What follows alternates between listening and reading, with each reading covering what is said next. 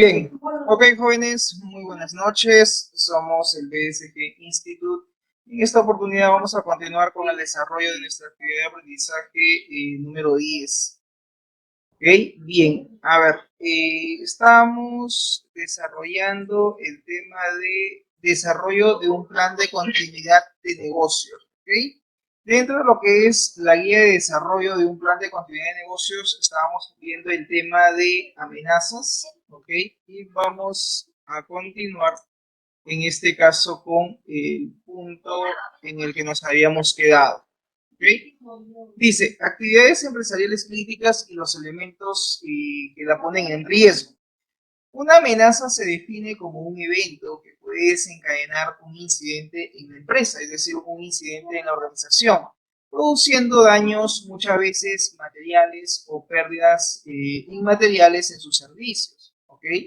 A la hora de analizar los riesgos, debemos evaluar las distintas amenazas que pueden provenir de las más diversas fuentes. Cuando hablamos de las distintas amenazas que se pueden dar, pueden ser de dos tipos, amenazas humanas o amenazas naturales. ¿Okay? Cuando hablamos de amenazas humanas, nos dice que existen dos tipos de amenazas. Estas amenazas pueden ser amenazas intencionadas o no intencionadas. En el caso de las amenazas intencionadas, se puede dar a través del personal interno, es decir, los propios empleados que laboran dentro de la empresa y que pueden generar, digamos, algún atentado contra los propios equipos, sobre todo de la organización, en este caso, pues, los equipos de IT. Y el otro tipo de amenazas humanas intencionadas puede ser por personas externas, es decir, personas ajenas a la empresa. ¿Okay? Bien, dependiendo de la empresa, es decir, dependiendo de la organización y el proceso analizado, serán aplicables distintos tipos de amenazas. Las amenazas tendrán una probabilidad de ocurrencia que dependerá de la existencia de una vulnerabilidad que puede ser explotada para materializarse en un incidente. A la hora de valorar la probabilidad de ocurrencia de una amenaza, resulta más complicado valorar las amenazas humanas, ¿no? Dado que estos se pueden dar por los ataques maliciosos, como por ejemplo el robo de la información. En tanto, se dice que es un componente, el componente humano, existen pues dos factores a tener en cuenta, ¿no? Que la amenaza viene a ser igual a la capacidad por motivación. ¿Qué cosa es la motivación? La motivación es una característica humana que es difícil de valorar. Pero sin embargo, es un factor importante a considerar, por ejemplo, empleados descontentos o quizás ex empleados que pueden motivar a generar, digamos, una amenaza humana para la organización. Los incidentes muchas veces causan un impacto dentro de la empresa, que también deberá tomarse en cuenta a la hora de calcular pues, los riesgos. La valoración del impacto puede realizarse de forma cuantitativa, estimando las pérdidas a veces económicas, o de forma cualitativa, asignando también pues, un valor dentro de una escala. Esta escala puede ser alto, puede ser medio o puede ser bajo. En otro caso, podemos también estimar las pérdidas económicas de los equipos tangibles, valorando el costo de reposición y puesta en marcha. El riesgo es la probabilidad de que se produzca un impacto determinado en el precio. El riesgo calculado es simplemente un indicador ligado al par de valores calculados de vulnerabilidad y el impacto de ambos ligados a su vez de la relación entre el activo y la amenaza a la que el riesgo calculado se refiere, ¿no? Aquí tenemos la siguiente fórmula que nos dice, ¿no? Probabilidad de incidentes es igual a amenaza por vulnerabilidad, mientras que el riesgo como fórmula establece que este es igual a la probabilidad de incidentes multiplicado por el impacto. Cuando hacemos un análisis de riesgos a nivel de TI, a nivel de tecnologías de la información, el riesgo suele expresarse en términos cualitativos, es decir, puede ser un riesgo de tipo alto, medio o bajo. Esto se maneja sobre todo cuando hablamos de elaborar una matriz de riesgos, trabajamos con una, y la escala de Likert maneja básicamente estos valores, ¿no? Que son valores cualitativos. A continuación se muestra un ejemplo de lo que es la matriz de probabilidad de impacto, ¿no? Aquí, por ejemplo, tenemos la probabilidad en el extremo izquierdo y en el extremo inferior el impacto, ¿no? Se dice que mientras que el impacto sea bajo y la probabilidad es bajo, pues el riesgo es bajo. Cuando el impacto es bajo y la probabilidad de que ocurra ese impacto es medio, pues el riesgo también se considera bajo. Si el impacto es, digamos, tiene un nivel medio y la probabilidad de que esto ocurra es bajo, entonces el riesgo sigue siendo bajo. Todo lo que está de color verde es básicamente el riesgo bajo y el riesgo medio lo que está en color amarillo, ¿no? Por ejemplo acá, ¿no? Dice impacto medio, riesgo medio, siempre y cuando la probabilidad sea medio también. ¿Cuándo se considera que el riesgo sea alto? Cuando el impacto es alto y la probabilidad puede ser medio o inclusive alto también, ¿no? Entonces, más o menos esta es la escala que se maneja y esta es la matriz de probabilidad de impacto que hacen, digamos, los especialistas de IT al momento, pues, de establecer dicha matriz. Cuanto más baja sea la probabilidad de ocurrencia, no existan vulnerabilidades y el impacto sobre la compañía sea también bajo, pues estaremos en un nivel de riesgo bajo. Sin embargo, si existen vulnerabilidades que aumenten la probabilidad de ocurrencia o el impacto del incidente sea alto para la compañía, estaremos entonces en niveles de riesgo medio alto. A continuación, un ejemplo de la evaluación de riesgos, ¿no? Para el Instituto CICE, como ejemplo, se tiene el siguiente cuadro, ¿no? Dice evaluación de los riesgos y en esta evaluación de riesgos se ha considerado los siguientes ítems, ¿no? Por ejemplo, el fallo del suministro eléctrico, este puede ser un riesgo. El fallo de los UPS, que son estos dispositivos que te permiten pues, suministrar de energía eléctrica a los equipos, como por ejemplo servidores, sobre todo para eso se utilizan. Y están los fallos o errores en las copias de seguridad, es decir, los errores o fallas que se generan en los backups, ¿no? Sobre todo de las bases de datos, ¿no? Bien, entonces, aquí básicamente cuando dice fallo del suministro eléctrico, está como probabilidad que es bajo y el impacto en este caso pues viene a ser medio. Entonces ahí el riesgo obviamente es bajo. En cuanto acá donde dice fallo de los UPS, la probabilidad es medio y el impacto es alto, entonces el riesgo se dice que es alto también. Los fallos o errores en los backups, que viene a ser las copias de seguridad de las bases de datos, la probabilidad tiene que ser, podría ser en este caso la probabilidad a nivel medio, y si es que el impacto es alto, entonces el riesgo también es alto. Otra descripción de la evaluación de riesgos está en cuanto a la falta de conectividad o acceso al servidor de base de datos. Si la probabilidad aquí es medio, entonces el impacto también es medio y el riesgo es medio también. Otro ítem importante viene a ser el fallo de la comunicación de la central telefónica, por ejemplo, donde la probabilidad de que esto ocurra, de que haya falla en las comunicaciones de la central telefónica que ellos manejan, si es que es bajo, entonces el impacto también es alto. De esa manera el riesgo se consideraría como medio. Otro ítem importante viene a ser en este caso el robo de los equipos informáticos, ¿no? Si esto se da y la probabilidad de que esto ocurra es bajo y el impacto es alto, entonces el riesgo es medio. Dentro de la evaluación de riesgo que han hecho aquí, por ejemplo, han considerado el robo de la información confidencial del propio instituto con control de acceso lógico. Si la probabilidad aquí es bajo y el impacto es alto, entonces el riesgo es medio. Otro ítem que también se ha considerado en esta evaluación viene a ser el robo de la información confidencial, ¿no? Que se puede dar también de la institución y, por ejemplo, también un terremoto, ¿no? Un terremoto es si es que la probabilidad de que ocurra es baja, en este caso de que, no, de que ocurra un terremoto, su probabilidad de que esto ocurra o suceda es bajo, entonces ahí se tendría un impacto sobre todo medio, entonces el riesgo es bajo. Bien, entonces en la tabla 4-2 que dice fenómenos perturbadores, se recogen algunos ejemplos de posibles amenazas, ¿no? Que pueden suscitarse sobre todo en la empresa.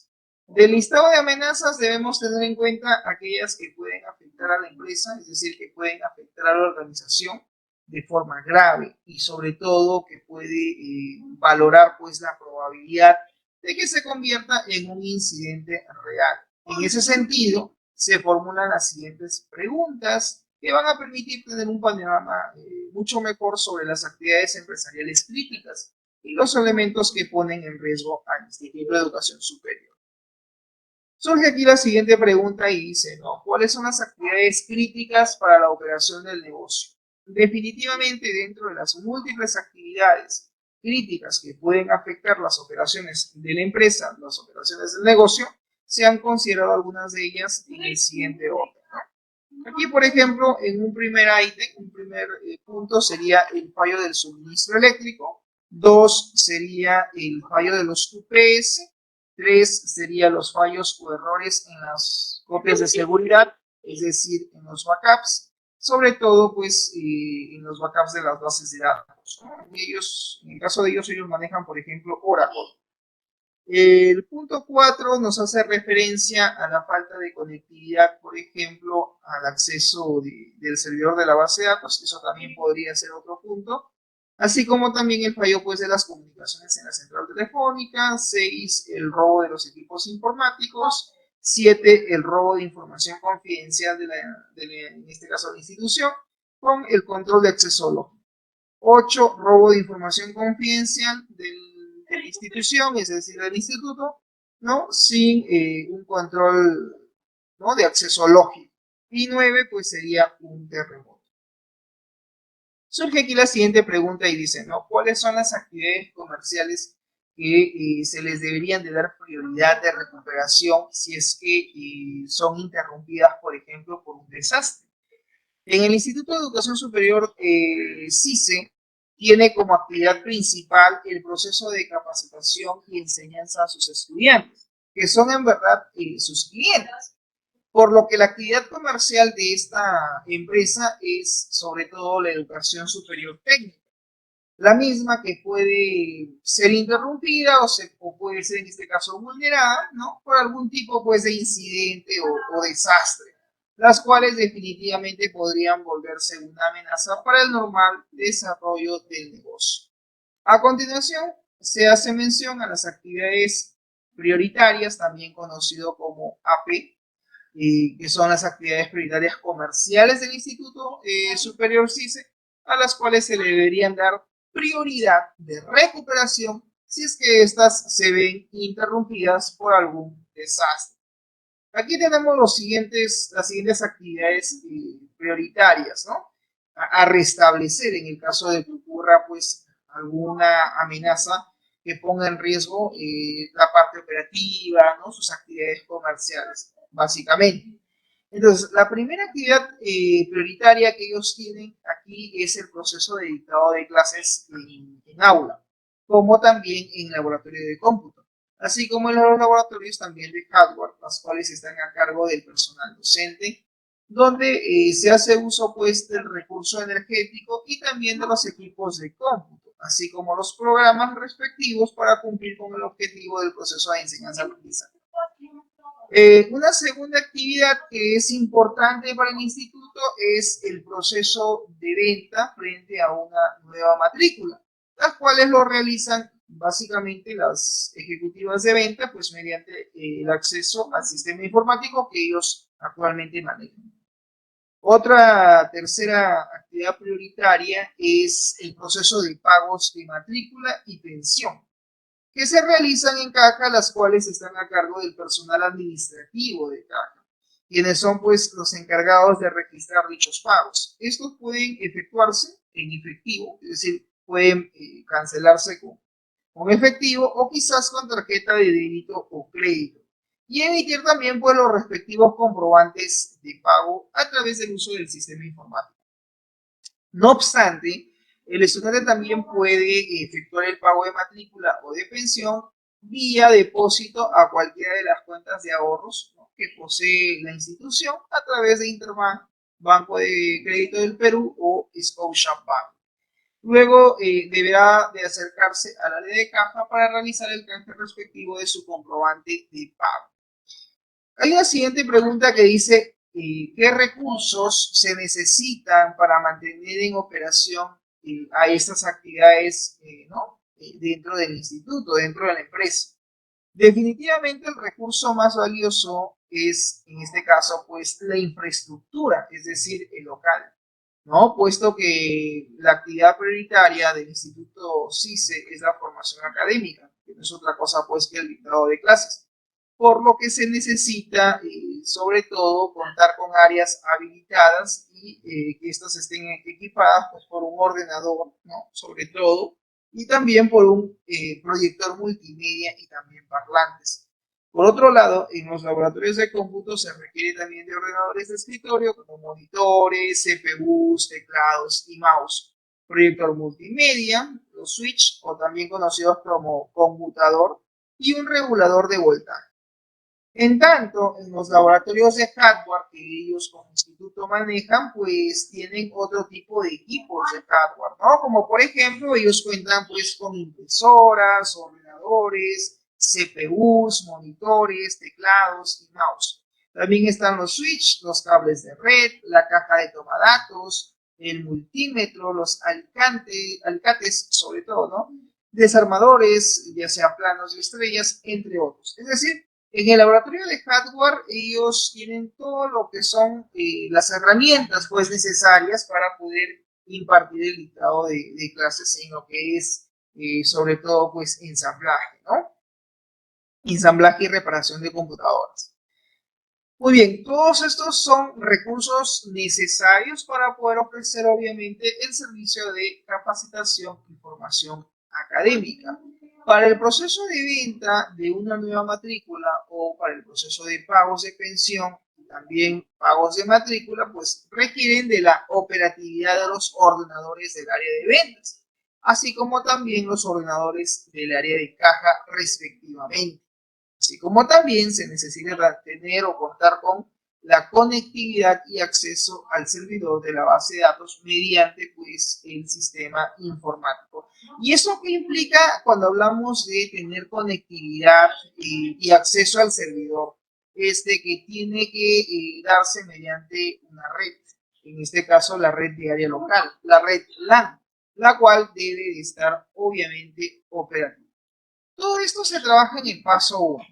En el paso número 2 de lo que es la elaboración de la guía de un PCN, de un plan de continuidad de negocio, es en el paso 2 determinar las actividades prioritarias de la organización, es decir, de la empresa, y los tiempos ideales de recuperación, es decir, saber en qué tiempo podemos recuperar, ¿no? Digamos, las actividades, ¿no? De la empresa que son prioritarias, que son necesarias en el menor tiempo posible.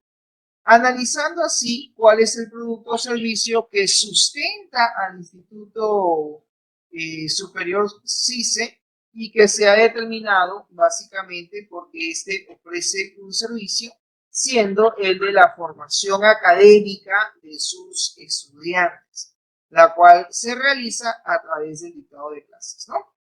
Y cuando un estudiante, es decir, un cliente, concluye con su formación profesional técnica y este logra titularse, para el instituto el graduado termina siendo su mejor carta de representación y de recomendación para el mercado laboral. En ese sentido, frente a cualquier desastre o incidente que afecten las operaciones de la empresa, se plantean las siguientes preguntas, ¿no? Dentro de lo que viene a ser el PCN, hay una primera pregunta que dice, ¿cuál es el producto o servicio cuya recuperación se considera como prioritario? Es importante mencionar que como empresa que brinda pues el servicio de formación académica profesional técnica, las actividades prioritarias o también conocido como AP, que son las actividades prioritarias pues del instituto, a las cuales se les debe en realidad de dar prioridad de recuperación si es que éstas fueran interrumpidas por algún tipo de incidente o desastre, los cuales son básicamente el proceso del dictado de clases, el proceso de venta de matrículas, el proceso de pagos de matrícula y también pagos de pensión. Estas serían, digamos, aquellas actividades que sí o sí se tienen que recuperar si es que se fueran, digamos, o se vieran afectadas o se vieran interrumpidas por algún tipo de incidente o desastre. Muy bien, una segunda pregunta nos dice lo siguiente, ¿no? ¿Cuál es la actividad que genera el producto que encabeza la lista de ventas de la empresa? La principal actividad que genera valor para el instituto es el servicio de capacitación, porque también ofrece dentro de lo que es el tema de diplomados y también cursos libres, como por ejemplo Office, diseño gráfico, ensamblaje, entre otros. Y también el de formación profesional técnica. Esto se hace a través del proceso de enseñanza-aprendizaje. En ese sentido, pues se requiere, dice, formar profesionales técnicos competitivos de calidad con sólidos conocimientos para el exigente mercado laboral que demanda profesionales técnicos calificados en su área respectiva. Entonces, como nos damos cuenta, pues aquí hacen una descripción, ¿no?, de cuál es la actividad, digamos, principal, prioritaria, que genera cierto valor o producto para la empresa y sin duda alguna tiene que ver con la venta que ellos realizan por cada, digamos, curso o diplomado que venden al público en general, ¿no?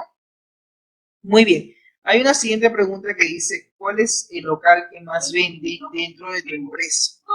Bien, en el caso de CICE, continuando con el ejemplo, ellos han determinado que el local que genera mayor ventas es la sede de Santa Beatriz, la cual está ubicada en el distrito del Cercado de Lima, en la avenida Arequipa número 1290.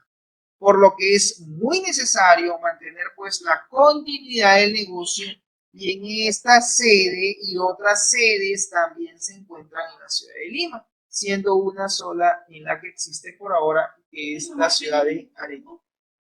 En el paso 2 tiene como finalidad conocer el impacto, es decir, conocer la cronología de la interrupción total de las principales actividades prioritarias de la organización.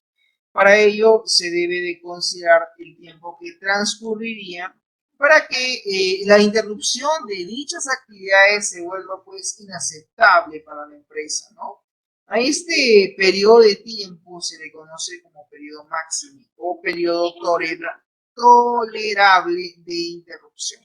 Lo fundamental es hacer que la institución, es decir, que la empresa sea de nuevo funcional y que esté operativa en el menor tiempo posible, antes de salirse del mercado o declararse pues en bancarrota.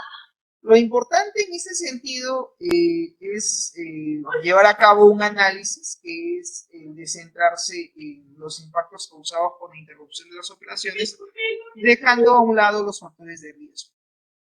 Si se deja de lado los factores de riesgo, como la probabilidad de que suceda un desastre o un incidente y la severidad del daño ocasional, mientras se analiza el negocio e identifica a las actividades prioritarias, o también conocido como AP, se tendrá pues mucho más claro que tan pronto se puedan reanudar estas operaciones, se podrá declarar en quiebra quizás de eso, ¿no? Para ello, ¿qué cosas se recomienda? Se recomienda evaluar el impacto que sufriría la empresa si las actividades fundamentales se detienen a causa de un desastre natural o quizás a través de un incidente, ¿no? El otro punto tiene que ver con la evaluación de los impactos. Esta evaluación de los impactos tiene que ver con los siguientes puntos, ¿no?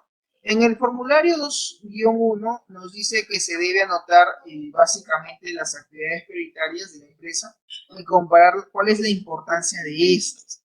Si, así como también tener el grado de importancia de cada actividad de la empresa.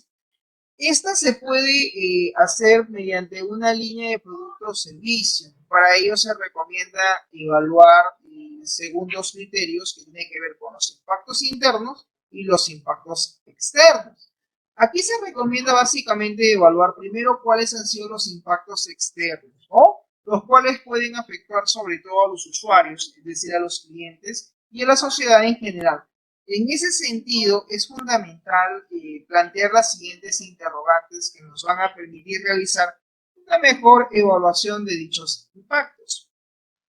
Acá nos dice lo siguiente, ¿no? ¿Cuál sería el impacto sobre tus clientes o usuarios, el medio ambiente o la sociedad en general si tu empresa deja de proveer dicho producto o dicho servicio? Esa es una pregunta clave para poder elaborar un PCN, un plan de continuidad de negocio. Dado pues la naturaleza, nos dice aquí, del Instituto Superior CISA, dada la naturaleza de ese negocio, el impacto que podría tener sobre los estudiantes, quienes tienen en este caso, o quienes serían en este caso, sus principales clientes, y si es que esto se ve interrumpido total o parcialmente de las principales actividades prioritarias de la empresa, sería básicamente el malestar de tener que esperar largos periodos de tiempo para poder seguir teniendo el acceso, sobre todo al servicio de educación, ¿no? Bien, este caso nos habla básicamente sobre el dictado de clases, ¿no? Lo que va a reemplazar en cierta medida el plan de estudios, ¿no? Y con ello se tendría que reprogramar o recuperar, ¿no? El tema de clases, dado que afecta pues los horarios y tendrían que hacer una reprogramación de los mismos, tanto para el turno mañana, tarde o noche. Inclusive de repente reprogramando el tema de recuperación de clases incluso, por ejemplo, los sábados o domingos, ¿no? Y esto afectaría sin duda alguna a los estudiantes, por lo que tendrían que quizás matricularse en otras fechas, ¿no? O con otros horarios. Muy bien, ¿ello qué reflejaría? Reflejaría pues la falta de seriedad y el compromiso para con los estudiantes, es decir, para con los clientes, al no tener capacidad de respuesta frente a cualquier interrupción de los servicios o incidentes o desastres, ¿no? Muy bien. Otra pregunta que nos plantea el PCN es el siguiente. Dice, ¿qué tanto tiempo estarían dispuestos a esperar tus clientes para que tu empresa reanude sus operaciones? Esto es una pregunta acá clave sobre todo, ¿no? Porque hay que evaluar si es que en verdad los clientes están dispuestos a esperar cierto tiempo para que la empresa pueda reanudar sus operaciones. Pues si hay un desastre natural como lo es, por ejemplo, un terremoto o quizás una inundación o un huaico, considero que hay que tener en cuenta pues lo máximo que se podría esperar como tiempo de plazo máximo, ¿no? Aquí, por ejemplo, han considerado como un plazo máximo de 2 meses, de tal manera que nos permita pues dice, restablecer nuestros servicios y quizás para ello se tenga que trasladar las operaciones de la sede afectada pues a otra sede de forma provisional. Sin duda alguna, esto dependerá del tipo de desastre natural ocurrido y se tendrá que evaluar los daños ocasionados de la infraestructura, es decir, del edificio, de la edificación, así como también de los equipos tecnológicos que se hayan podido perder a causa del impacto del desastre, es decir, a causa del terremoto, ¿no? En tanto, si la interrupción de nuestros servicios, es decir, de los procesos de negocio, se ven afectados a causa de ataques intencionados o daños accidentales que ocasionen alguna falla de los equipos principales, lo que sucedería es que se verían afectados como empresa, ¿no? Pues bien, la falla de los principales equipos tecnológicos, como son nuestros proyectores multimedia, laboratorios de cómputo, o quizás la falla en la conectividad del servidor de la base de datos a raíz del desastre, ¿no? O quizás el error de acceso al sistema informático, entre otros. El tiempo de espera de nuestros estudiantes en restablecer nuestros servicios sería en un plazo no mayor de un mes y no menor de 2 semanas. No obstante, han dado como un tiempo prudente de evaluación el hecho de que puede esperar, ¿no? Máximo, pues, 2 meses. Otra pregunta que se plantea en el PCN es la siguiente, ¿no? En el plan de continuidad de negocio. ¿Qué tan pronto cambiarían los principales clientes a otro proveedor de productos o servicios? Es decir, frente a la amenaza que pueda suscitarse, la pregunta es, ¿qué tan pronto estos clientes principales, que son clientes fieles de la empresa, están dispuestos a esperar, ¿no? O en todo caso a cambiar por otro proveedor de producto o servicio? Pues bien, la respuesta es la siguiente, ¿no? Dice, si no existe un plan de respuesta adecuado que permita la continuidad del negocio en el menor tiempo posible, considero que las pérdidas económicas para el Instituto CICE serían serias, lo que ocasionaría la deserción de estudiantes e inclusive podría pues existir solicitudes de traslado a otras casas de estudio, donde le ofrezcan pues las mismas carreras técnicas que nosotros en un plazo de tiempo pues no menor a 3 meses de ocurrido algún desastre o incidente de cualquier tipo. Para ello se recomienda, dice, clasificar el grado de impacto externo como G, en este caso para determinar si es que el impacto es grande, el valor de M para determinar si el impacto es mediano y Ch si es el impacto chico, ¿no? O pequeño, por así decirlo. Para ello se debe usar nuestro propio punto de vista, ¿no? Para poder determinar justamente las diferencias relativas entre los tres niveles que existen y de esa manera poder pues estudiar los impactos internos según diversos criterios como la situación financiera, el flujo de efectivo, ¿no? Por ejemplo. Muy bien, también están los problemas operacionales y también pues la reputación de la empresa. Ese es otro factor importante a considerar si es que se suspende el mejor servicio de nuestra empresa, ¿no? Para ello debemos de formular la siguiente pregunta o la siguiente interrogante. ¿Qué tanto impacto tendría en el flujo de efectivo de la empresa, ¿no? La respuesta es más que obvia, dice, ¿no? En el Instituto Superior CICE se dejaría de percibir, por ejemplo, ellos como empresa dejarían de percibir el pago de matrículas que cada inicio de ciclo de estudios realizan los estudiantes, así como también el pago de pensiones, ¿no? Que tiene que ver con el pago de mensualidades o cuotas, por lo cual pues generaría pérdida en sus activos. Luego se debe de calificar el grado de impacto, ya sea interno, ¿no? Como grande, mediano o chico, ¿no? En el formulario 2-1, que es el cuadro comparativo de niveles de impacto, se ha determinado justamente cuáles son, digamos, los productos o servicios que se manejan por determinado en particular, por un determinado departamento en particular. Y acá nos dicen que hay tres servicios, sobre todo, ¿no? Procesos, digamos, como críticos. Uno de ellos es el proceso de dictado de clases, que puede tener un impacto externo grande y un impacto interno grande. Y eso es más que obvio, ¿no? Porque una casa de estudios sin laboratorios, sin aulas, pues no se podría llevar a cabo el proceso de enseñanza, sobre todo en el tema presencial, ¿no? El otro punto tiene que ver con el proceso de venta de una nueva matrícula, donde el impacto podría ser externo, sobre todo porque hay muchos estudiantes que no van a esperar después del desastre y lo poco que tienen pues van a invertir en alguna otra actividad, ¿no? Frente pues a la amenaza del terremoto que estamos planteando. Entonces, aquí nos dice lo siguiente, ¿no? El proceso de venta de una nueva matrícula, el impacto a nivel externo sería mediano y el impacto interno también mediano. El proceso de pago de matrículas y pensión, pues también, ¿no? Tiene un impacto externo mediano y un impacto interno mediano también. Paso seguido, en el formulario 2-2 se debe determinar la línea de tiempo del impacto de una interrupción absoluta, formulando en este caso la siguiente pregunta: ¿cuánto tiempo consideras que transcurriría, ¿no? ¿Cuánto tiempo considerarías tú que escurriría en este caso, que transcurriría en este caso para que la interrupción de dichas actividades se vuelva pues inaceptable, ¿no? Para la empresa, es decir, donde no se acepte de ninguna manera este tiempo, ¿no? Digamos, de interrupción, por así decirlo.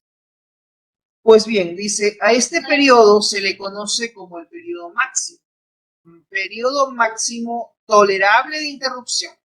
este sería el último momento en que la institución debe de reanudar las actividades esenciales para que, en este caso, se pueda, digamos, recuperar, ¿no? Estas actividades dentro de el menor tiempo posible y así evitar pérdidas financieras graves, ¿no? Ya sea de 3 días, de una semana, o de un mes, o de 2 meses. ¿Estamos de acuerdo? Pero, digamos que es el contexto, ¿no? Frente al incidente del terremoto, ¿no? Por otro lado, dice, es fundamental determinar el periodo en el cual vamos a restablecer cada actividad, ¿no? Para reanudarse de forma obligatoria o quizás con obligatoriedad. Una vez que se tiene la visión del negocio, es decir, de los procesos que lo componen y la criticidad de cada uno de ellos, debemos entonces establecer los tiempos de recuperación, teniendo en cuenta que estos, digamos, teniendo en cuenta que el objetivo en realidad del plan es dar continuidad al negocio, ¿no? Tras un incidente o contingencia que hemos considerado como grave, ¿no? Sobre todo con las menores pérdidas económicas posibles para la empresa, para ello pues debe de estimarse para cada uno de los procesos o actividades, sobre todo, que se han considerado, ¿no? Y que debemos de ver la manera de recuperar estas actividades en el menor tiempo posible, ¿no? Digamos que ese es el objetivo de un plan de continuidad del negocio. ¿Ok?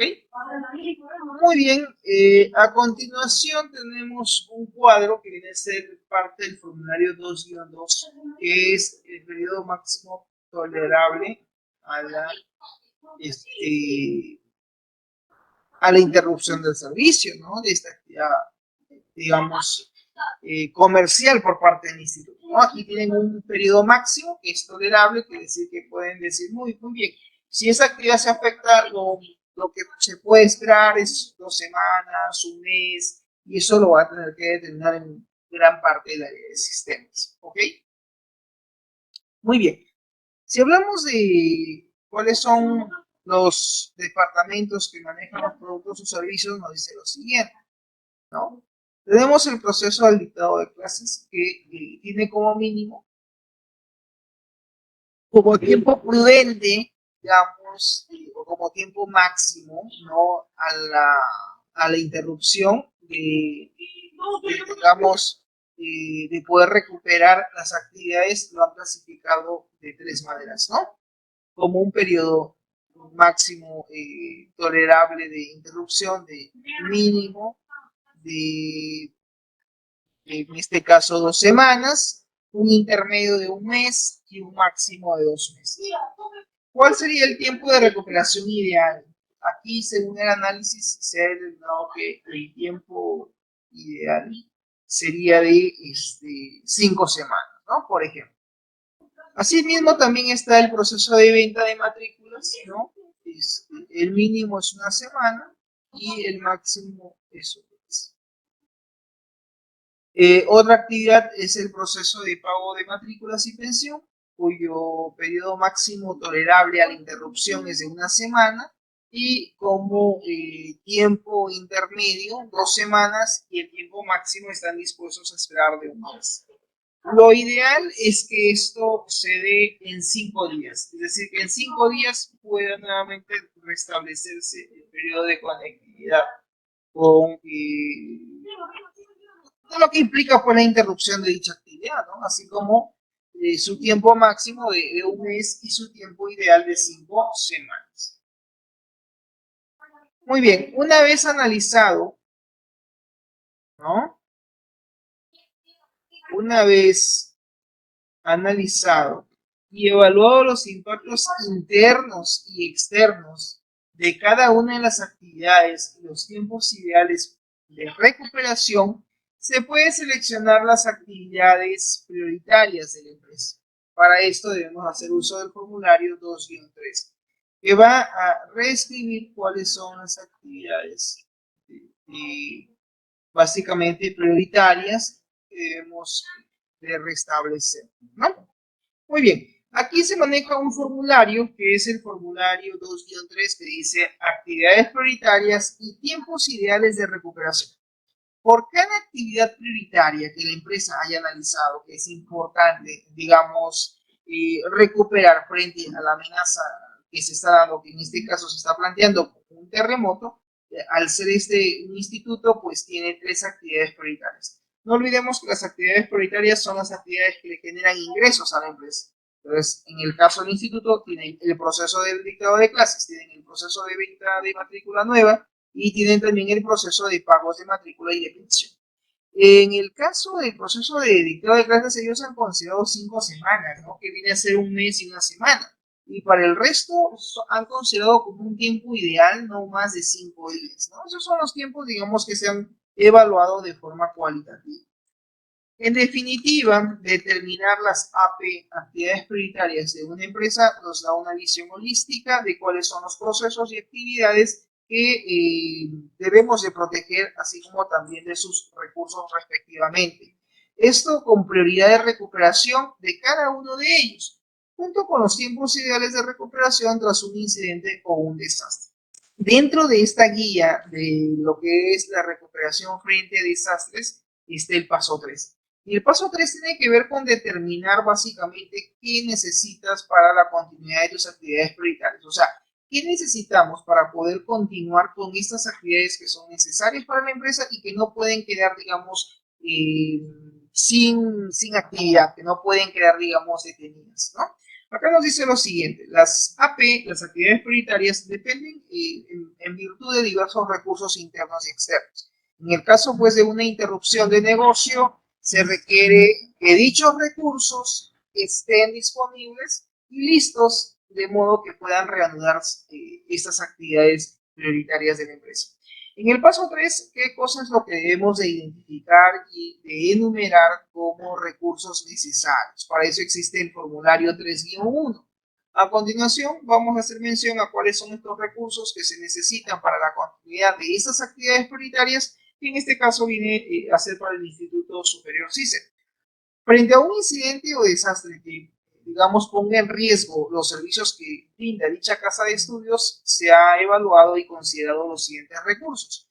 Estos recursos han sido, digamos, clasificados de la siguiente manera, ¿no? Tienen lo que es a nivel de inmuebles, a nivel de equipos, a nivel de máquinas, a nivel de inventario, sistema tecnológico, recursos humanos, fondos, electricidad, gas, agua, comunicaciones, etc.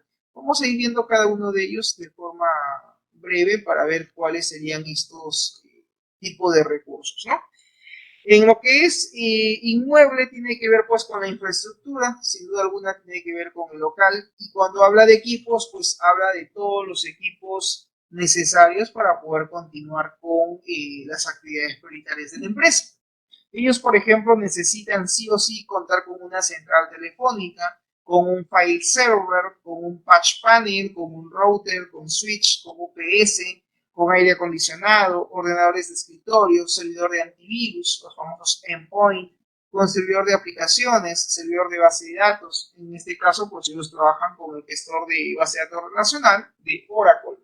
Y también necesitan de un servidor de correo electrónico, también de una terminal server. Dentro de lo que son los recursos a nivel de máquinas, pues no, ninguno, porque esto es una casa de estudios que brinda pues capacitación, por lo tanto no hay el ítem de máquinas, ¿no? A nivel de inventario, pues sí se necesita tener un inventario sobre todos los equipos y recursos tecnológicos que tiene dicho instituto. Como sistema tecnológico, ellos necesitan de un sistema informático de escritorio que sí o sí tiene que estar operativo. Manejan un website y también una intranet. El website viene a ser pues la página web comercial que ellos tienen para poder, digamos, ofertar sus carreras técnicas, sus cursos, etcétera, ¿no? Muy bien. A nivel de recurso humano, se necesita siempre de un personal administrativo, el personal docente que es fundamental, y también está personal de limpieza, ¿no? Es decir, los operarios, ¿no? Muy bien, como parte de lo que son los fondos, pues se requiere de recursos económicos, sin duda alguna, que permitan restablecer todas las actividades prioritarias, porque si es que falta algún equipo o algún recurso, pues se tiene que comprar, ¿no? Servicios esenciales. ¿Qué servicios esenciales necesita la empresa y que sí o sí tienen que contar siempre o tienen que estar en todo caso siempre disponibles? ¿No? Aquí, por ejemplo, se tiene lo que es la electricidad, el gas, el agua, las comunicaciones, las carreteras, etcétera, ¿no? Que es básicamente los ítems que son los servicios esenciales o necesarios. Muy bien, por ejemplo, en el caso de la electricidad se considera como muy necesario. En el caso del gas no es necesario porque ellos no trabajan con gas. A nivel de agua, pues sí, el elemento líquido muy necesario. Comunicaciones también se ha considerado como muy necesario. Carreteras, pues muy necesario, ¿no? Tener siempre habilitado, dice, las vías de acceso, sobre todo pues a la sede de CICE, ¿no? De Santa Beatriz. A nivel de puertos, no es necesario, no necesitan de puertos. ¿Ok? Muy bien. Socios de negocio. ¿Necesitan de socios? No es necesario que requieran de socios, ¿ok? Bien, en cuanto a proveedores, sí es muy necesario, como por ejemplo el proveedor de internet, de energía eléctrica, el proveedor de repente de agua, el proveedor de telefonía, etcétera. Todos estos proveedores son necesarios para que la empresa, digamos, pueda continuar, ¿no? A nivel de clientes, pues también es muy necesario porque son los estudiantes que van a permitir, digamos, continuar con la empresa, ¿no? Muy bien. El paso 4 tiene que ver con la evaluación de riesgos, ¿no? Y acá lo que se tiene que hacer, dice, es conocer cuáles son los escenarios de riesgos. El objetivo, en realidad, de análisis de riesgos es poner de manifiesto cuáles son aquellas debilidades actuales que por, digamos, situación o importancia pueden poner en marcha antes de lo deseable. Y en ese sentido, el plan de recuperación de negocio forma pieza clave o fundamental en ese proceso. El análisis de riesgos debe centrarse en los procesos o actividades del negocio, es decir, en las actividades de la empresa, que se hayan considerado básicamente como críticos, aunque también puede extenderse a aquellos que no lo son. La evaluación del riesgo supone imaginarse que puede ir mal y a continuación se debe de estimar el costo que supondría la recuperación y se ha de tener en cuenta la probabilidad de que esto suceda a cada uno de los problemas posibles, ¿no? De esta forma se puede priorizar los problemas y sus costos que ello demande, ¿no? Para poder, digamos, recuperar las actividades prioritarias de la empresa, ¿no? Pero se debe contar siempre pues con un plan de acción adecuado, ¿no? Para minimizar el impacto de la amenaza, como en este caso estamos planteando, pues un movimiento telúrico de gran impacto, como por ejemplo pues un terremoto, ¿no? En lo fundamental, la evaluación de riesgos que se ha de llevar a cabo debe de contestar con la mayor fiabilidad posible a las siguientes preguntas, ¿no? La primera interrogante nos dice, ¿qué es lo que se intenta proteger? ¿No? Es decir, frente a lo que es la elaboración del plan de continuidad de negocio, el PCN, dice, ¿no? ¿Qué es lo que intentamos proteger dentro de la organización? Como gestor del plan de continuidad del negocio, dice, es fundamental sobre todo conocer qué es lo que se intenta proteger de la empresa, donde por lo general lo primero que debemos de considerar tiene que ver con el recurso humano, es decir, el personal que labora en la empresa es lo primero que debemos de proteger, donde la prioridad siempre sea salvaguardar la integridad física, la integridad, en este caso del personal, ¿no? Su vida sobre todo y también de los clientes que puedan estar dentro de las instalaciones pues, de la empresa, ¿no? En este caso del instituto. Luego debemos de considerar los diversos recursos materiales de la empresa, como son los equipos, los recursos tecnológicos y la infraestructura. Otra pregunta es, ¿cuál es el valor para uno, ¿no? Así como también cuál es el valor para la empresa, para la organización. Se debe realizar aquí una valoración, sobre todo, de cuáles son los elementos o los recursos que vamos a salvaguardar. Aquí es necesario para conocer el grado de importancia que se tiene, sobre todo para la empresa. Otra interrogante nos dice lo siguiente. ¿Frente a qué se intenta proteger? Conocer los incidentes o desastres a los cuales la empresa está expuesta nos va a permitir elaborar un plan de respuesta adecuado que permita la continuidad del negocio a través de la restauración de los servicios de TI o el restablecimiento de los equipos tecnológicos o también considerados recursos TICs. Sin embargo, la caída de un servidor va a ocasionar en primer lugar pérdidas económicas, algo que lo es en este caso claramente consciente, se es consciente para la mayor parte de las empresas que cuentan pues con un servidor informático donde llevan a cabo todas sus operaciones, sobre todo actividades, digamos, o transacciones comerciales, ¿no? Los pagos en línea, etcétera, todo lo que ellos realizan, todas esas transacciones se van reflejadas en el servidor de la base de datos. Por lo tanto, si es que el servidor fallara o tuviera problemas o simplemente quedaría dañado por esta amenaza, pues sí podría generar, digamos, pérdidas económicas para la institución, en este caso para la empresa, ¿no? Porque ellos manejan ahí toda la información. Ahora bien, la pregunta que se plantea aquí es, ¿se sabe cuánto cuesta exactamente una hora sin servidor? Esta es una pregunta importante porque generalmente la mayoría de empresas dicen que cuando el servidor se detiene pierden dinero, pierden operaciones que realizar. Eso pasa mucho, por ejemplo, en lo que es, por ejemplo, la entidad bancaria de Scotiabank, ¿no? Por ejemplo, cuando se va, por ejemplo, la conexión, se caen los sistemas, pues los clientes dejan de hacer sus operaciones, ¿no? Porque simplemente toda la información que manejaban en el servidor colapsó, ¿no?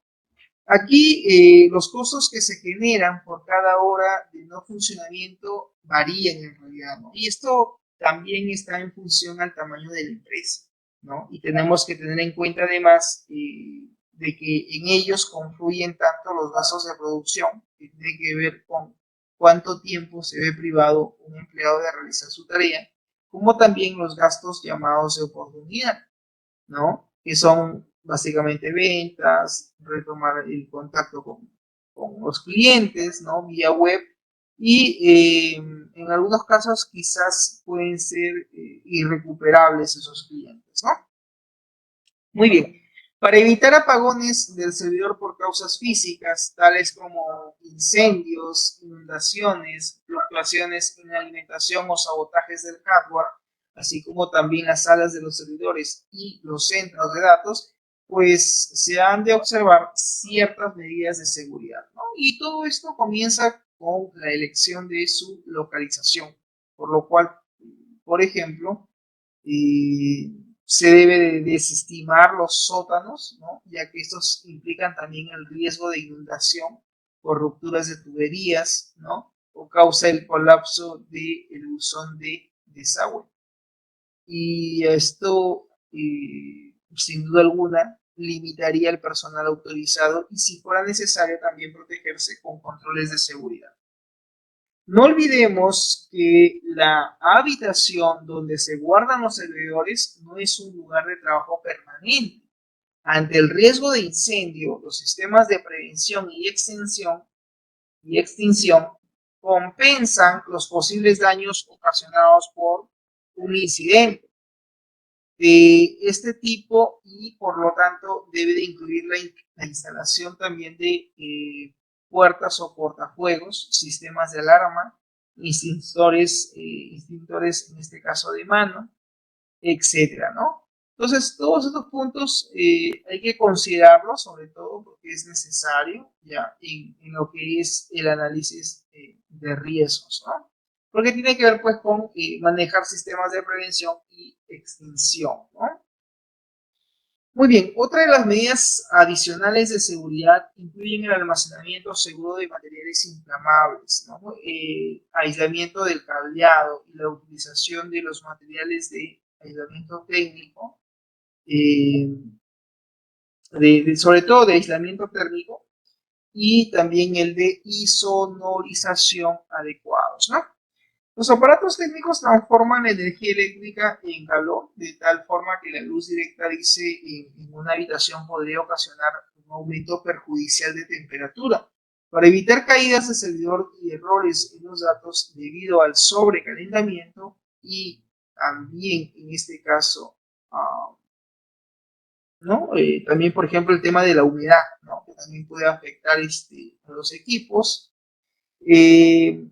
Esto va a ocasionar, obviamente, una caída en el servidor, así como también el exceso de humedad, ¿no? Debería, para ello, instalarse pues un sistema de ventilación o enfriamiento, ¿no? Sobre todo de gran potencia. Las consideraciones o condiciones ambientales óptimas para los sistemas de almacenamiento a largo plazo deben de alcanzar entre los 20 y los 22 grados centígrados. Eso para tenerlo en consideración.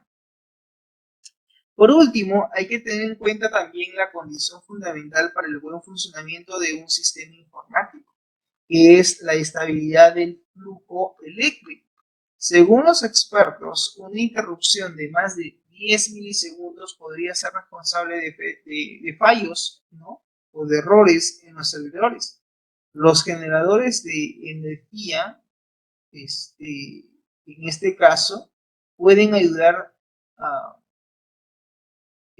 a solventar los apagones, ¿no? Que se pueden dar, ya que al no depender de una red eléctrica pública, pues permiten el funcionamiento temporal autónomo de lo que es la instalación informática, ¿no? Y esto se logra pues gracias a los UPS, evitando así pues una interrupción en el servicio.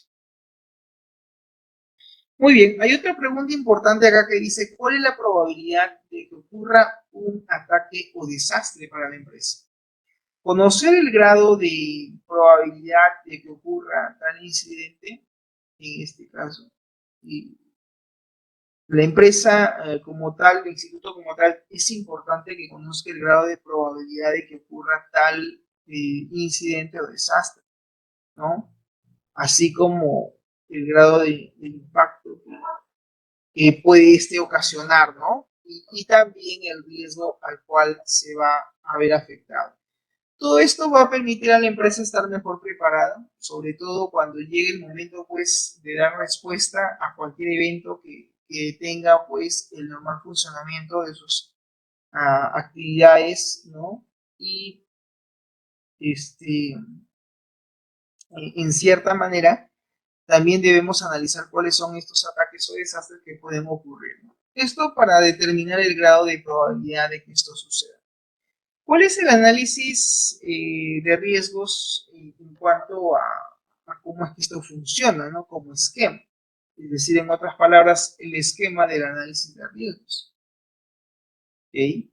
Y aquí parte básicamente por la identificación de los activos. Los activos del TI juegan un papel fundamental, ¿no? Juegan un papel fundamental porque identificando cuáles son los activos de TI, vamos a poder también identificar sus amenazas. Vamos a poder evaluar las vulnerabilidades. Vamos a poder analizar los riesgos y ahí se va a tener que determinar el impacto que implica y mami, en este caso, a considerar aquí es medidas, evaluar medidas, ¿no? Evaluar medidas, evaluar medidas. Entonces, según el cuadro aquí que ustedes observan, hay una ramificación, ¿no? Identificación de activos, identificación de amenazas, luego se tiene que evaluar las probabilidades de que esto ocurra y se analizan los riesgos. ¿Para qué? Para determinar el impacto y evaluar medidas, ¿no?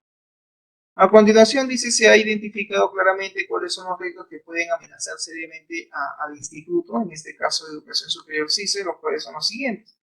Los recursos que necesitan atención están en función al tiempo de recuperación, ¿no? Por lo cual se debe evitar de que el tiempo de recuperación sea mayor al tiempo ideal de recuperación, como aquellos que están dentro de los lapsos correspondientes.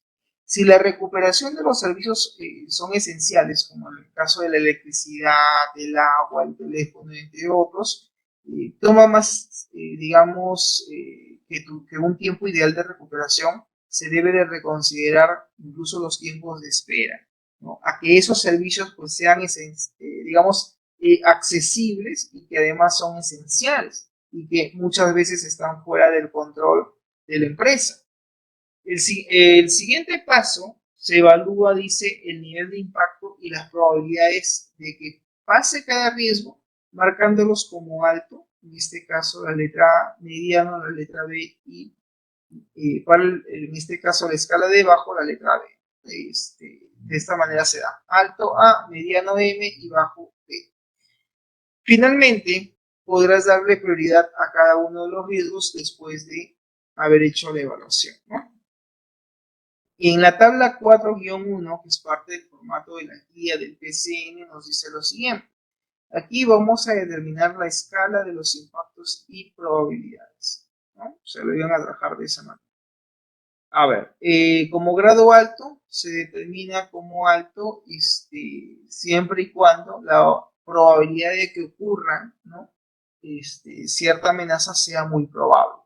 Y aquí el impacto podría ser desastroso, lesiones múltiples, muerte en este caso, o puede incluso amenazar el cierre de la empresa, ¿no? Dentro de lo que es la escala de medio, se considera medio siempre y cuando la probabilidad de que ocurra dicha amenaza pues sea probable. Y este impacto puede dañar, digamos, de forma leve aquellas operaciones de la empresa, así como también generar lesiones múltiples. Se considera el grado como bajo cuando la probabilidad es poco probable, es decir, es poco probable de que ocurra tal amenaza, ¿no? O tal incidente, por así decirlo, ¿no? Y el impacto aquí pueden ser daños insignificantes y lesiones leves. ¿Existen algunos fenómenos perturbadores? Sí, en la tabla 4-2 se habla de un listado de amenazas, ¿no? Y aquí se ha hecho una especie de clasificación a manera de categorías. Una primera categoría tiene que ver con ataques intencionados, es decir, son ataques dirigidos, por así decirlo, ¿no? Un primer punto dentro de este listado de amenazas está el abuso de privilegios de acceso. 2, el acceso no autorizado a datos de la compañía. 3 es el acceso no autorizado al edificio, es decir, que el personal que no labora dentro de la empresa acceda a la edificación. Siguiente tiene que ver con actos de vandalismo, también se ha considerado como amenaza los ataques de denegación de servicio, los ataques por ingeniería social, y en una clase anterior hablábamos de la ingeniería social, ¿no? Que era básicamente una técnica basada en el engaño, ¿no? Que buscaba persuadir al usuario, ¿no? Para poder revelar información confidencial o información, sobre todo que comprometa, pues, digamos, datos muy importantes o personales, ¿no? O datos de la empresa, etc. También está como amenazas las bombas lógicas, las copias no controladas sobre documentos, sobre programas o sobre datos. Eso también se considera una amenaza. Otra amenaza viene a ser la corrupción de datos, la descarga, por ejemplo, de programas no controlados, es decir, no hay un control en la descarga de programas, sino descarga de software, y eso pues también se considera como una amenaza. ¿Por qué? Porque estos pueden, digamos, en una descarga de un programa pueden incluso generarse la descarga de malwares, ¿no? De virus, etc. Entonces se considera a ello como una posible amenaza, ¿no? La descarga de programas, dicen, no controlados, ¿no? A veces aquí el usuario de forma indiscriminada pues empieza a descargar y a descargar un montón de herramientas informáticas, todas free, pero al final digamos, todo eso genera un problema, ¿no?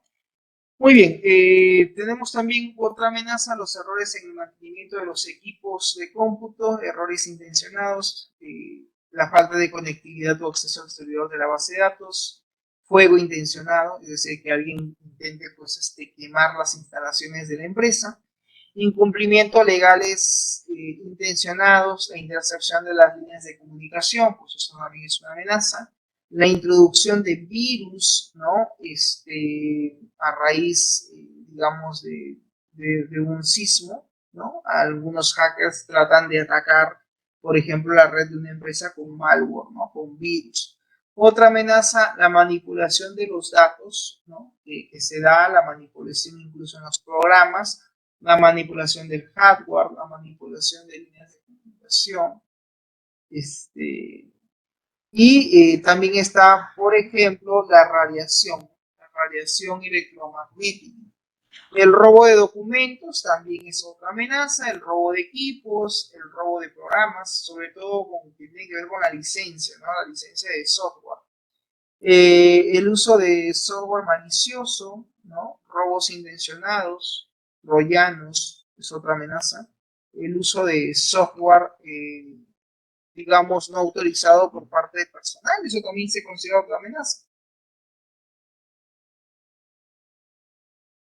Como daños accidentales, dentro de esta categoría están los siguientes ítems, ¿no? Las siguientes amenazas. Está, por ejemplo, los accidentes del personal, la capacidad inadecuada de las comunicaciones. Otra amenaza sería los errores de operación, el exceso de humedad, ¿no? Eso también es otra amenaza. Fallo en los UPS, es decir, fallo en estos suministros, en estos equipos que no son otra cosa que suministros de energía eléctrica, ¿no? Para algunos dispositivos, como los servidores sobre todo. Y también está como otra amenaza el fallo en el suministro eléctrico, es decir, se va la energía eléctrica, ¿no? Otra amenaza, el fallo de aire acondicionado, el fallo o degradación de las comunicaciones, fallo o degradación del hardware, fallos en los sistemas de autenticación o autorización, fallos o errores en los backups de las bases de datos, fuego fortuito, ¿no? Por ejemplo, el humo, gases tóxicos, todo esto representa también amenazas. Los incumplimientos legales también se pueden considerar como amenazas, las inundaciones, la pérdida de la confidencialidad y la subida de la tensión eléctrica. Entonces, si nos damos cuenta, pues son una serie de amenazas que están dentro de este cuadro de clasificación y que se dice que hay que considerar una evaluación integral, sobre todo cuando queremos elaborar un PCN, un plan de continuidad de negocio. Otra categoría dentro de la lista de amenazas está el ítem de desastres naturales, ¿no? Y esto de desastres naturales depende mucho digamos, de la empresa en qué punto geográfico se encuentre dentro del globo, ¿no? Es decir, dentro de la Tierra, ¿no? Por ejemplo, en el caso de Sudamérica no sufrimos de tornados, ¿no? Pero en el caso de Perú es muy común, por ejemplo, las inundaciones, el huaico, los movimientos telúricos a manera de sismos y también otro tipo, digamos, de desastre natural viene a ser, pues, los terremotos, ¿no? Dentro de la categoría de desastres sanitarios ecológicos está, por ejemplo, la contaminación, las epidemias que se pueden dar a través de los desastres sanitarios ecológicos, las plagas, etcétera, ¿no? Y como amenazas por parte de desastres socioorganizativos está la concentración de masas, eso también, la concentración, digamos, de personas, ¿no? Explosiones, sabotajes, terrorismo, etc. Entonces, hay una lista muy, muy amplia de amenazas, como ustedes han podido apreciar, ¿no? Muy bien, después de haberle asignado como alto la letra A, mediano, la letra M, la letra B a la categoría de bajo, en las columnas de impacto probabilidad, que esto se maneja en el formulario 4.1, tenemos que asignar aquí un orden de prioridad, es decir, determinar cuál es la actividad mucho más urgente, mucho más, digamos, prioritaria para tomar ciertas medidas y hacer, pues, que puedan seguir generando recursos, ¿no? A ver, tenemos ahora el siguiente formulario 4-1, tabla de riesgos, impactos y probabilidades. Se considera como riesgo el robo de los equipos informáticos, el fallo de los UPS, el fallo de los suministros eléctricos, los errores de los backups, ¿no? Las copias de seguridad, sobre todo del servidor de la base de datos. La falta de conectividad también, ¿no? O la falta de acceso, sobre todo al servidor de la base de datos, también es considerado un riesgo, y también el terremoto, ¿no? Se ha tomado básicamente una serie de ítems como ejemplos, y para cada uno de ellos se ha tenido que evaluar cuál es el impacto que tendría para la empresa, y lo otro es también importante es evaluar cuál va a ser la probabilidad de que eso ocurra y se necesite, pues, digamos, restablecer las actividades en el menor tiempo posible, ¿no? Luego de especificar los posibles riesgos a los cuales la empresa está expuesta, se debe, dice, realizar una evaluación para determinar el nivel del impacto y el verdadero grado de probabilidad de que ocurran determinados incidentes, para lo cual se recomienda considerar las siguientes fases dentro de la administración del plan de continuidad de negocio. A ver, veamos. Dentro de estas fases de lo que es la administración del PCN, del plan de continuidad del negocio, hay dos fases, ¿no? Una de ellas nos habla de la fase de prevención y la otra es la fase del plan de administración de la crisis. Cuando nos hablan de la fase de prevención, nos hablan del análisis del documento del negocio. También está la identificación de riesgos, la estrategia de continuidad, las pruebas y el mantenimiento.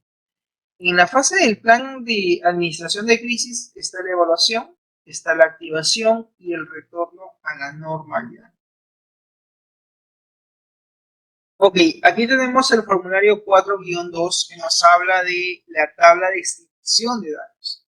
Es decir, en este formato lo que tenemos que hacer primero es, por ejemplo, aquí se ha considerado como incidente o desastre del terremoto, ¿no? En el caso de que ocurra un terremoto. El riesgo es la no disponibilidad, obviamente, de las actividades prioritarias, ¿no? El supuesto daño se haría en la infraestructura, digamos, la más importante, ¿no?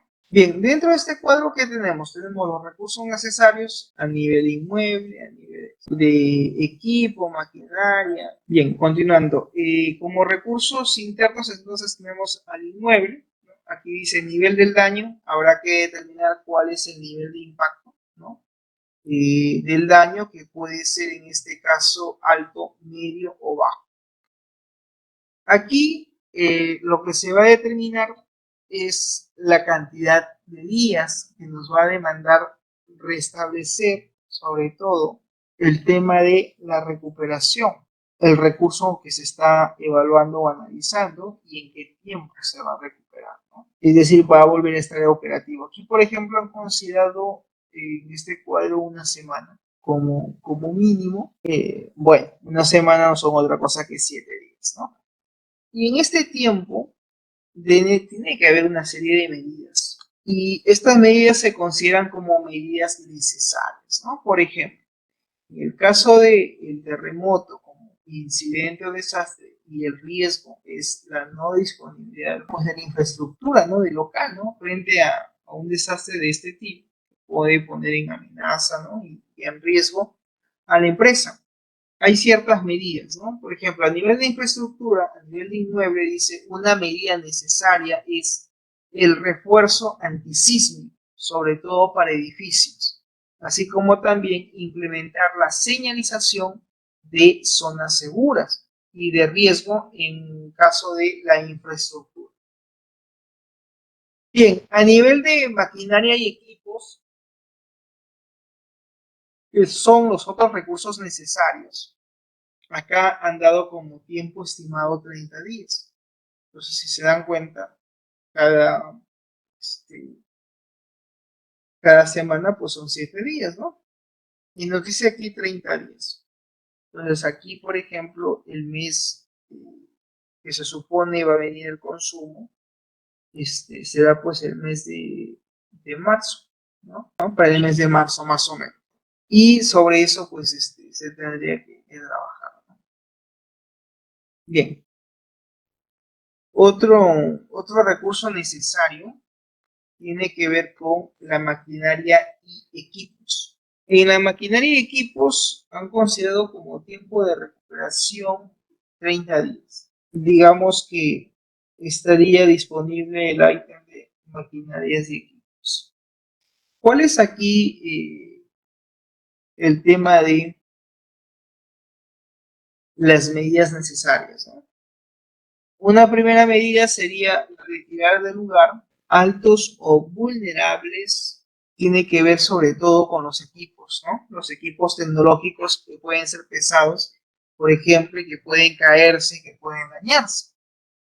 Otra medida necesaria frente al ítem maquinaria y equipos tiene que ver con el colocar, por ejemplo, un sistema de amortiguamiento y mayor ductilidad en los estantes. Aquí, por ejemplo, dice, a nivel de maquinaria y equipo, dice, se debe de retirar de lugares altos o vulnerables a riesgos a los equipos tecnológicos pesados porque estos pueden caerse y dañarse. 2. Colocar sistemas de amortiguamiento y mayor ductibilidad en los estantes de equipos, de los equipos o de los instrumentos. Siguiente, dice, asegurar recursos TICs, ¿no? Como por ejemplo el patch panel, el switch, el router, los servidores, la terminal, sobre todo la terminal de el terminal server, ¿no? Y los muebles de los equipos de cómputo, ¿no? Que no en este caso se caiga, dice, ¿no? Son una medida necesaria. Pero bueno, en este análisis lo han planteado de esta manera. A nivel de inventario, como una medida necesaria es tener básicamente un inventario suficiente de respuesta y posibles para compradores. Por ejemplo, ¿no? Acá nos dice, otra categoría es el personal. El tiempo de recuperación, 4 días. Para eso, dice, se debe de entregar al personal el plan de emergencia para que tenga pleno conocimiento del mismo. Y también están los sistemas de información o sistemas informáticos, como por ejemplo el tiempo de recuperación, ¿no?, de los sistemas informáticos sería, dice, de 10 días, ¿no?, aproximadamente. Pero la medida necesaria o correctiva es el de implementar sistemas de backups, ¿no? Sistemas de copias de seguridad, sobre todo de las bases de datos y de los archivos que puedan estar manejando dentro de la empresa. En la siguiente categoría nos habla del fondo. Por ejemplo, ¿no?, aquí nos dice sistemas informáticos, ¿no? Dice, hay que implementar sistemas de backups, es decir, de copias de seguridad, ¿no? Sobre todo de lo que son backups de base de datos, ¿no?, de los archivos que se manejan. Muy bien, a nivel de fondo, aquí se recomienda, dice, como medida necesaria, obtener un reporte consolidado de los estudiantes deudores, ¿no?, por concepto de pago de matrícula y también por pagos de pensión, ¿no? Otra medida necesaria es obtener también un reporte consolidado de los ingresos que se generan, ya sea por conceptos de pago de matrícula y también por conceptos de pago de pensión. Esa es otra, digamos, medida necesaria, ¿no?, a tomar en cuenta, a considerar. Otra medida necesaria es contar con un fondo económico, sobre todo destinado a cubrir cualquier necesidad básica post desastre, ¿no? Entonces, una vez ocurrió el terremoto, pues tiene que haber un fondo económico que es destinado especialmente a cubrir las necesidades que se puedan dar después de la amenaza que se ha vivido, ¿no? Muy bien, en cuanto a seguridad, se debe contar, dice, con un sistema antiincendio y se debe de implementar un sistema de seguridad de detectores, sobre todo de movimientos, ¿no? Muy bien, a nivel de electricidad, dentro de esta categoría, se recomienda contar con un sistema de energía eléctrica de emergencia por medio de baterías, las cuales es necesario poner, digamos, el máximo de énfasis en hacerlas sísmicamente confiables, ¿no? Las baterías deben estar también muy bien amarradas a los soportes y estos debidamente anclados. Se debe también de contar con un suministro de alimentación ininterrumpida, es decir, los famosos UPS, ¿no? Muy bien, dentro de este formato, dentro de esta guía nos habla también del gas. Bueno, en el caso del gas no hay ninguna recomendación porque ellos no trabajan con gas. A nivel de lo que es, por ejemplo, el tema de agua, ¿no?, se debe, dice, como medida necesaria, almacenar agua en tanques o bidones. En cuanto a la categoría teléfono y comunicación, pues aquí sí son varias las medidas a tomar. Una de ellas es, dice, la de contar con un directorio telefónico de las principales instituciones como bomberos, Policía Nacional, Defensa Civil, Y qué más, no más recuerdo, ¿no? Básicamente tendría que ser estos puntos, ¿no? Dice, una buena administración de redes es posible, eh, en este caso, mediante el bloqueo de todas las llamadas entrantes, ¿no? A un área y o prioridad, darle sobre todo prioridad a aquellas llamadas que se hacen de salida o de emergencia, divulgando o derivando, vaya, ¿no? En este caso para la parte de lo que es las telecomunicaciones, dicen, ¿no? ¿Por qué es importante hacer el bloqueo de las llamadas entrantes? Porque de esa manera se le da prioridad a las llamadas de salida y sobre todo de emergencia, ¿no? Derivando, dice, a otras llamadas a centrales alrededor de las áreas con problemas. Siguiente, implementar un sistema de control que permita obtener la información de la emergencia del área afectada. Y también se debe evaluar la situación de, digamos, que se ha dado del desastre y tomar decisiones importantes o de socorro, y así como también eh, digamos, decisiones en cuanto a las contingencias que se deben de considerar.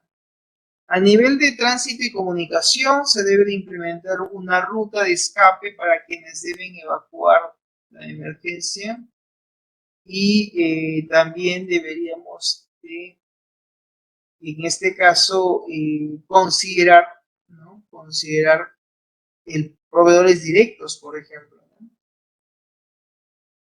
Si hablamos del ítem proveedores directos, como medida necesaria es el de retener, a ver, aquí donde dice proveedor directo, ¿no? Proveedor directo. Implementar, dice, un sistema de gestión de proveedores que permitan validar información detallada, ¿no? E impulsar mejoras en la performance de los proveedores. En cuanto a proveedor secundario o terciario, se debe de asegurar que los proveedores estén respetando las mismas normas para evitar los riesgos. Se debe de brindar información fiable del modelo de ejecución, ¿no? Y a nivel de cliente o estudiantes, se deben de capacitar a los delegados de aula, ¿no? Y docentes, dice, consejeros, y docentes consejeros sobre cómo actuar en el caso de un sismo, ¿no? Sobre cómo actuar en el caso de un desastre. Eso es, digamos, la medida necesaria a considerar, ¿no?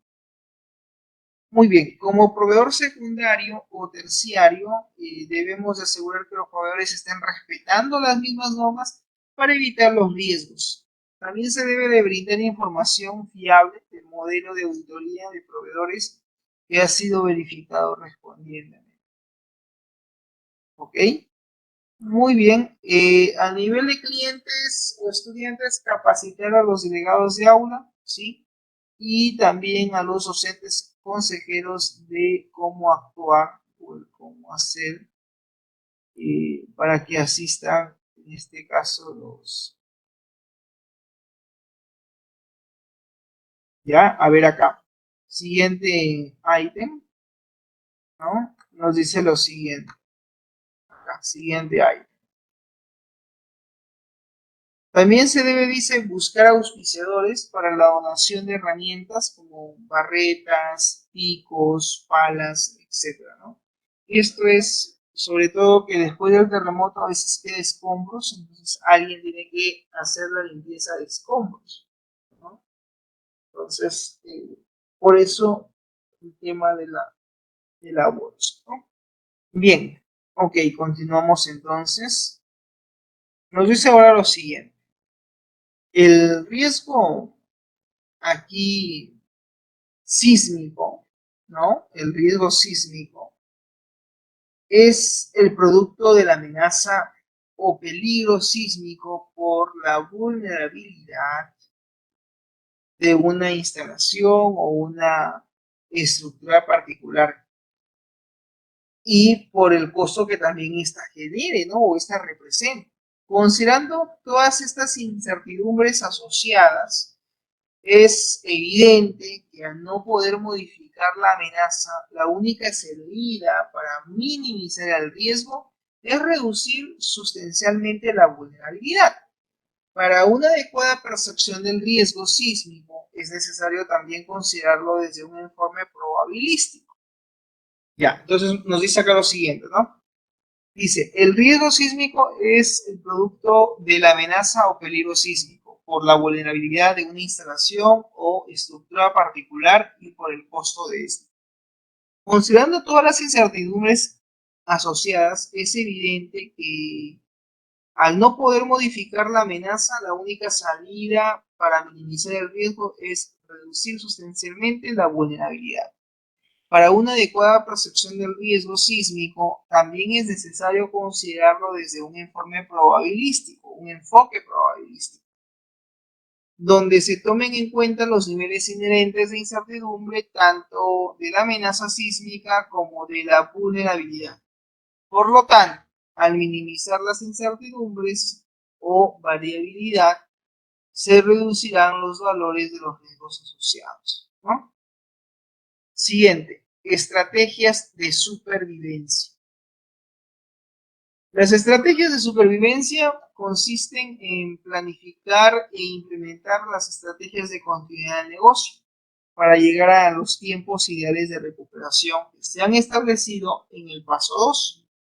Para esto hay 3 fases, ¿no? Para crear las estrategias de continuidad de negocio, donde todas son igual de importantes para alcanzar los tiempos ideales de recuperación. Y aquí tenemos tres, digamos, elementos que forman parte de las estrategias de supervivencia, ¿no? Una de ellas es la protección y mitigación. 2, la respuesta a incidentes. 3, la continuación en este caso, la continuación o la continuidad de las operaciones, ¿no? O de la recuperación. Nada más. Bien, siguiente. Protección y mitigación. Frente al desastre ocurrido de un posible terremoto, en el caso de la ciudad de Lima, el daño directo que podría causar sería, pues obviamente, el Instituto Superior Sísmico. ¿Y cuál sería? Sería básicamente afectando la infraestructura, ¿no? Para lo cual, pues se debe de considerar la protección o mitigación de los daños causados.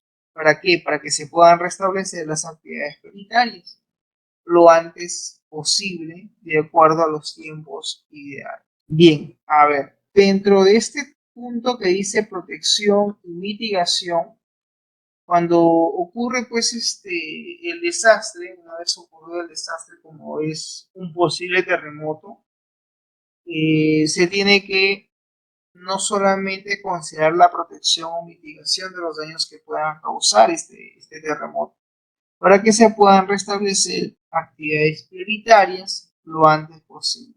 Y aquí también nos habla de las medidas de protección, ¿no? Y mitigación que consisten principalmente en estrategias a tomar antes de un incidente, ¿no? ¿Esto para qué? Esto para prevenir, pero también puede tratarse de medidas a tomar para contener y minimizar los daños que puedan causar, ¿no? Dentro de las actividades de protección se ha considerado, por ejemplo, el refuerzo antisísmico para edificios, y eso como actividad de protección. Como actividad de mitigación es el de realizar la señalización. Es importante que digamos, se señalice las zonas seguras de la infraestructura, es decir, del local.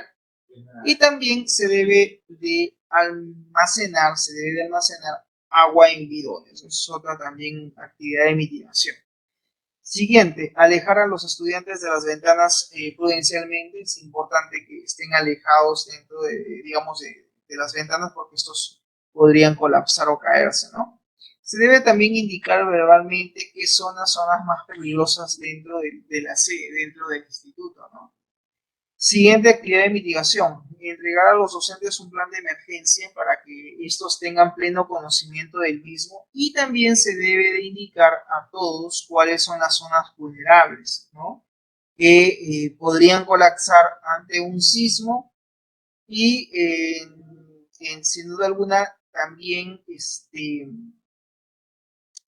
buscar auspiciadores, ¿no? Para donación de herramientas como por ejemplo barretas, picos, palas, etcétera, que eso van a ayudar, por ejemplo, al tema de limpiar escombros, ¿no?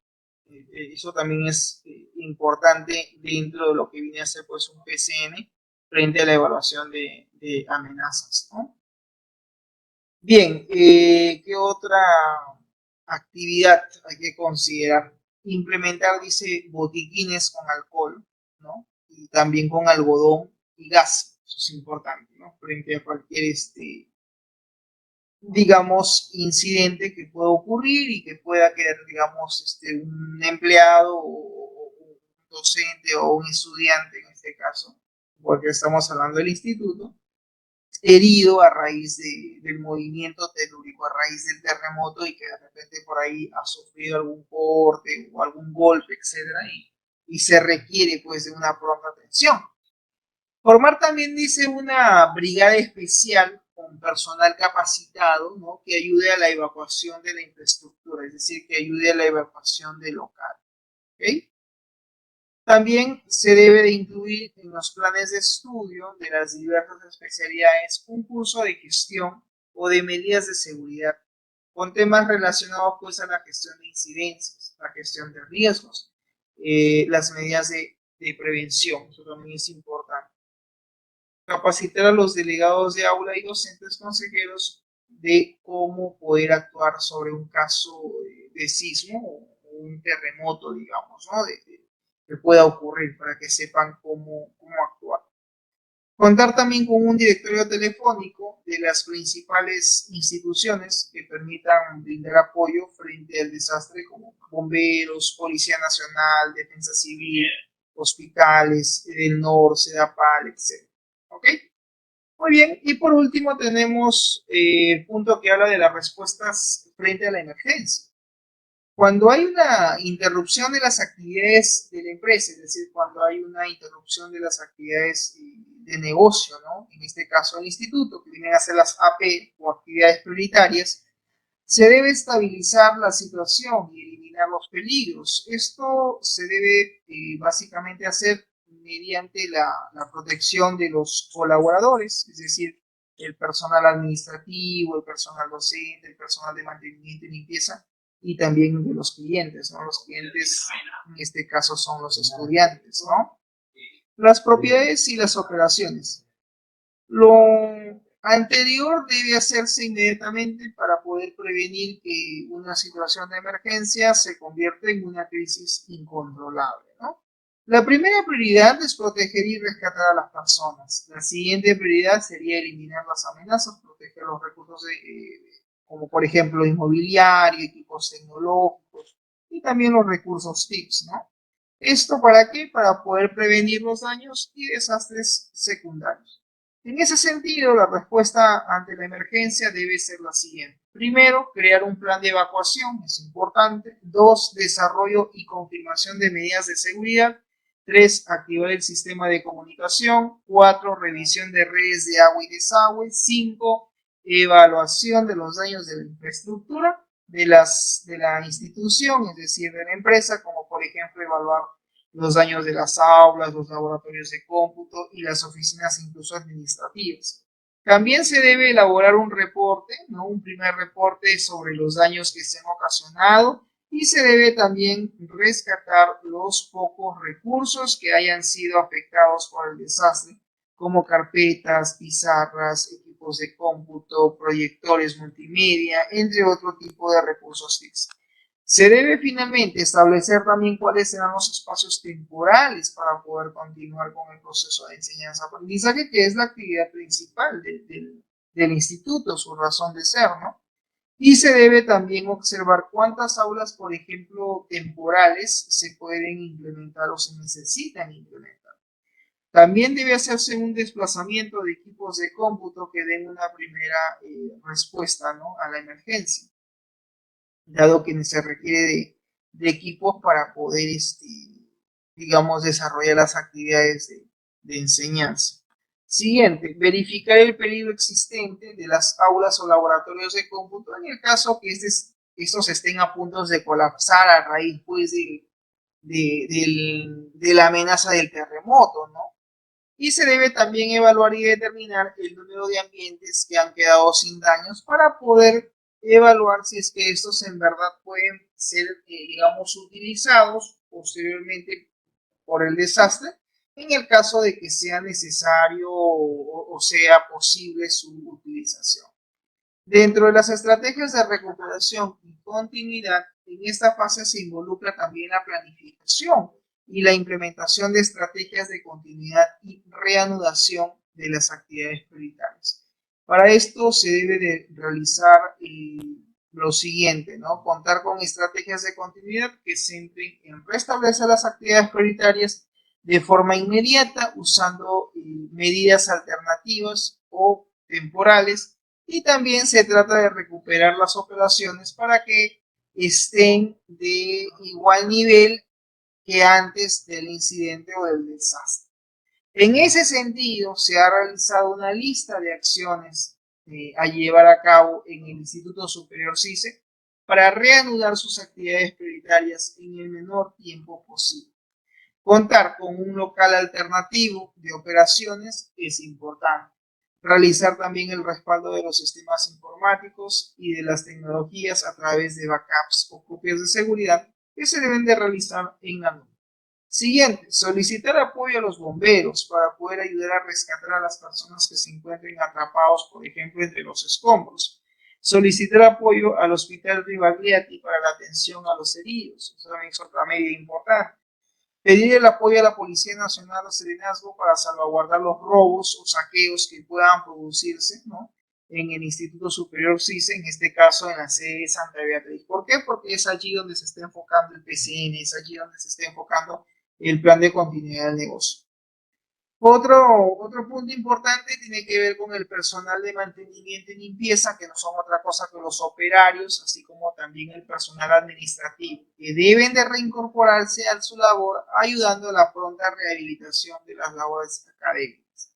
Se debe también aplicar las normas mínimas del INE en caso de un desastre. Siguiente, aplicar los protocolos de procedimientos en el caso de emergencias emitidas por las entidades del Estado como INDECI u otros. Aplicar las recomendaciones de las directivas que publique también el Minedo y la Dirección Regional de Lima, ¿no? La famosa DREL, de acuerdo pues a la situación de emergencia. También debe haber una reparación y mantenimiento de las redes de agua y desagüe. Habilitar los servicios higiénicos para su uso respectivo y rehabilitar las aulas dañadas que tengan la posibilidad de que éstas puedan ser reutilizadas si su infraestructura así lo permite. Construir temporalmente oficinas para reiniciar las labores administrativas de dirección académica, jefatura de sede, dirección de sede, atención al estudiante y atención al docente. Rehabilitar finalmente las vías de acceso, las cuales deben estar debidamente libres de obstáculos y sobre todo limpias. Señalización de las zonas seguras después del desastre. Reubicación del mobiliario de escritorio, carpetas, ¿no?, equipos de cómputo y proyectores multimedia, así como también lo que tiene que ver con impresoras. Todo esto en los espacios que ya han sido restablecidos y reacondicionados para continuar con el normal funcionamiento de las principales actividades del negocio. Los docentes deberán reiniciar su asistencia a clases lo más pronto posible al instituto de acuerdo a las recomendaciones brindadas por el Minedo y la Dirección Académica General. Evaluar la situación también emocional de los estudiantes para brindar el apoyo socioemocional a través del Departamento de Coordinación de Bienestar al Estudiante. Cuando hablamos de desarrollo de procedimientos, una vez que hemos definido las estrategias de supervivencia frente a la evacuación de posible riesgo, debemos también de desarrollar los procedimientos que van a seguir y su actuación a cada una de las fases de activación del plan de continuidad. Aquí, por ejemplo, están las siguientes fases, ¿no? Está la fase de alerta, luego viene la fase de transición, luego viene la fase de recuperación, la fase de vuelta a la normalidad y la fase de evaluación y generación de informes. En la fase de alerta nos dice lo siguiente, ¿no? La fase de alerta debe definir los procedimientos de actuación ante las primeras etapas de un suceso que implique la pérdida parcial o total de uno o varios servicios críticos. Dividiremos esta fase en tres partes: procedimiento de notificación del desastre, procedimiento de lanzamiento del plan, procedimiento de notificación de la puesta en marcha y sobre todo del plan de marcha que tiene que ver con el plan a los equipos, digamos, implicados en este proceso de fase de alerta, ¿no? En la fase de transición nos dice lo siguiente. La fase de transición es la fase previa a la recuperación de los sistemas. Es importante que esta fase exista una coordinación entre los diferentes equipos responsables de la continuidad de los procesos y de los equipos de logística, ya que estos serán los encargados de que todo esto esté disponible para comenzar la pronta recuperación en el menor tiempo posible. De esa forma podemos dividir la fase de transición en dos fases o dos partes principalmente: el procedimiento de concentración de los equipos, el procedimiento de traslado y puesta en marcha en recuperación. Y la fase de recuperación nos dice lo siguiente: una vez establecido las fases para comenzar la recuperación, se procederá a la carga de datos y a la restauración de los servicios críticos. Este proceso y al anterior suelen precisar los mayores esfuerzos e intervenciones para cumplir con los plazos fijados. No, en este caso podemos dejar nada sin haber hecho una evaluación previa, ¿no? Para poder llegar a la ansiada fase de recuperación. Aquí también nos habla de poder dividir esta fase de recuperación en dos procedimientos. Uno de ellos es el procedimiento de restauración y el otro es los procedimientos de soporte y gestión. En la fase de vuelta a la normalidad, una vez que los procesos críticos estén en marcha y solventada la contingencia, debemos plantear diferentes estrategias y acciones para la recuperación total de la normalidad del funcionamiento de las actividades prioritarias del Instituto Superior CICE. Para ello vamos a dividir en esta fase en dos procedimientos. Tiene que haber un análisis del impacto y tiene que haber los procedimientos de vuelta a la normalidad. La fase de evaluación y generación de informes, que es básicamente la última fase, una vez solventado el incidente y vuelto a la normalidad, cada equipo deberá realizar un informe de las acciones llevadas a cabo y sobre el cumplimiento de los objetivos del plan de continuidad en los tiempos empleados, dificultades con las que se encontraron, etc.